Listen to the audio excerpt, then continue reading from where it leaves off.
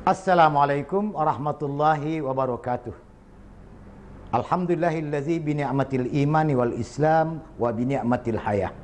Allahumma salli wa sallim wa barik ala Muhammad wa ala alihi wa ashabihi bararah. Amma ba'd, ayyuhas saimuna was saimati rahimakumullah, usikum bi nafsi wa iyaya bi taqwallah. Puan-puan, encicit dan tuan-tuan, saudara-saudara sekalian yang insyaallah dirahmati. Kita masih membincangkan tentang keutamaan Ramadan. Yang kali ini kita akan membahas tentang keutamaan 10 hari terakhir Ramadan. Mengapa hal ini perlu kita bahas? Karena pada 10 hari terakhir Ramadan itu ada beberapa keistimewaan. Yang pertama, itskum minan nar.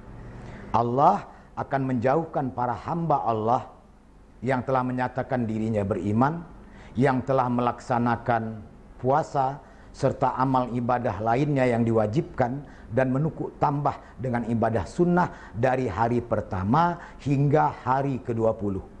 Dan Allah menyempurnakannya pada malam terakhir.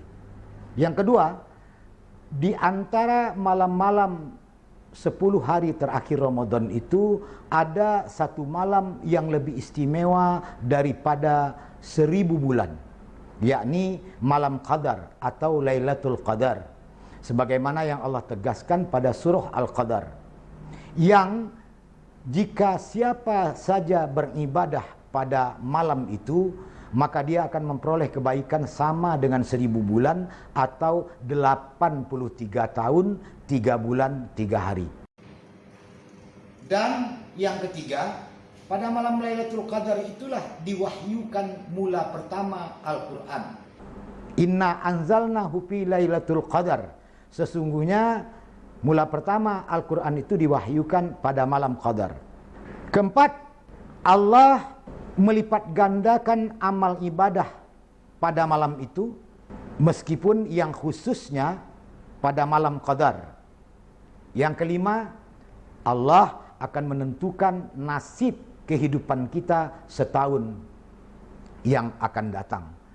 Jika pada malam pertama hingga malam ke-20 kita tuntaskan dan kita sempurnakan pada malam ke-21 hingga malam ke-29 atau malam ke-30, maka akan memperoleh nasib yang baiklah kita selama setahun yang akan datang. Dan kalaupun kita wafat atau mati sebelum berakhirnya tahun itu, maka kita mati atau wafat dengan husnul khotimah.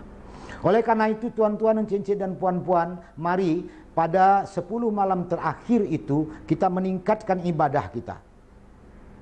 Sebagaimana dinyatakan oleh Ummul Mukminin Aisyah radhiyallahu anha, kana Rasulullah sallallahu alaihi wasallam yajtahidu fi Ramadan.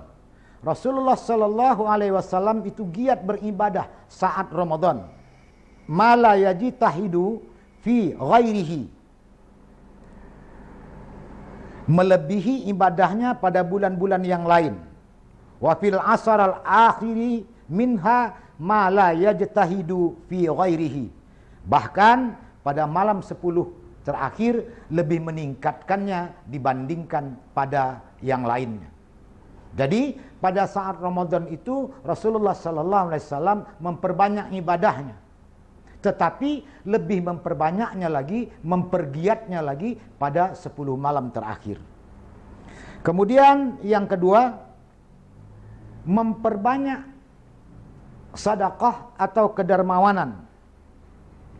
Sebagaimana yang dinyatakan oleh Ibnu Abbas, karena Rasulullah sallallahu alaihi wasallam ajwadan nas. Rasulullah itu manusia yang paling dermawan. Wa kana ajwadu fi Ramadan hinal yalqahu Jibril. Bahkan semakin meningkatkan kedermawanannya pada saat Ramadan sehingga malaikat Jibril menemui Rasulullah sallallahu alaihi wasallam. Terakhir, yang ketiga, pada 10 malam terakhir atau 9 malam terakhir Ramadan itu melakukan i'tikaf. Apa itu?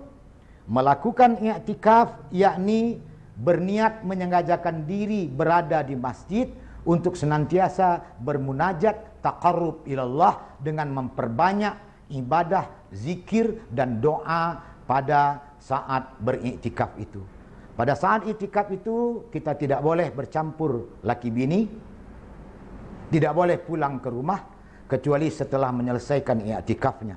Dan doa yang paling banyak diucapkan ketika itu ialah Allahumma innaka afun tuhibbul afwa fa'fu anni. Allahumma innaka afun tuhibbul afwa fa'fu anni. Allahumma innaka afun tuhibbul afwa fa'fu anni. Wahai Allah, sesungguhnya Engkau Maha Pemaaf dan menyukai orang-orang yang memohon keampunan. Oleh karena itu, ampunkanlah aku. Mudah-mudahan pada saat wabah corona sedang merebak ini, kita dapat melakukan ketiga hal tadi. Yang pertama, meningkatkan ibadah meskipun kita barangkali tidak dapat ke masjid atau ke musalla kecuali di daerah-daerah yang aman, kita dapat bersama-sama di rumah dengan keluarga. Kemudian yang kedua, kita memperbanyak sedekah dengan saling berbagi karena begitu banyaknya orang yang terdampak akibat wabah corona ini. Yang sudah miskin semakin miskin, yang dulunya tidak miskin timbul kemiskinan baru. Kemudian yang ketiga, mari kita beriktikaf untuk memuhasabah diri, mengintrospeksi diri. Jangan-jangan wabah ini terjadi karena kelalaian kita mengingatkan orang-orang kafir supaya jangan menggelincirkan kita kepada perbuatan anyir dan getir. Kepada Allah juga kita berserah diri. Subhanakallahumma rabbana bihamdika asyhadu an la ilaha illa anta astaghfiruka wa atubu ilaik.